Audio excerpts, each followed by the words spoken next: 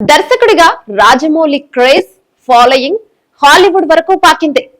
బాహుబలితో pan India wide గా సందడి చేసిన రాజమౌళి ట్రిబుల్ తో ప్రపంచ స్థాయిలో సౌండ్ చేశాడు. ట్రిబుల్ ను రాజమౌళి ఆస్కార్ వరకు తీసుకెళ్లాడు.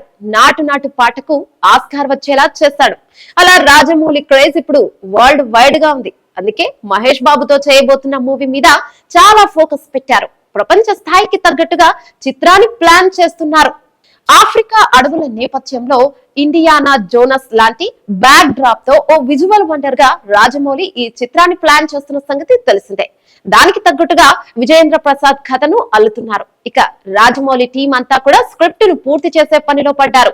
త్వరలోనే స్క్రిప్ట్ పూర్తవుతుందని, ఇక ఈ ఏడాది చివరి కల్లా ప్రీ ప్రొడక్షన్ పనులు స్టార్ట్ అవుతాయని సమాచారం. వచ్చే ఏడాది ప్రథమ మార్గంలోనే షూటింగ్ కూడా స్టార్ట్ అవుతుందని తెలుస్తోంది.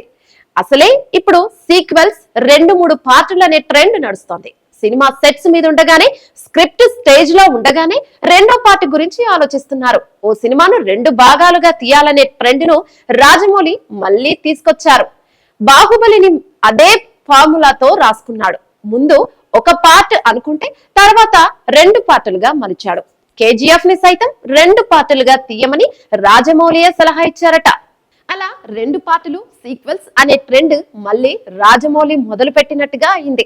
ఇప్పుడు మహేష్ బాబుతో చేస్తున్న సినిమాను కూడా 2 పార్టులుగా మలచబోతున్నాడట.